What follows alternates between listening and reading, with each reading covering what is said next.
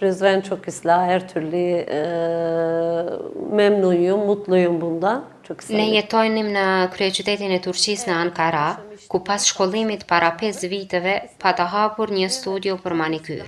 Mirë po me që kisha rënjët nga Kosova, përkatësisht nga Prizreni, bashkë me burin tim Bylentin, një kohë të gjatë bëm plane që të vim të jetojmë në Prizren. Kështu para 6 muajve morëm vendimin dhe bashkë me vajzën erdhëm të jetonim këtu.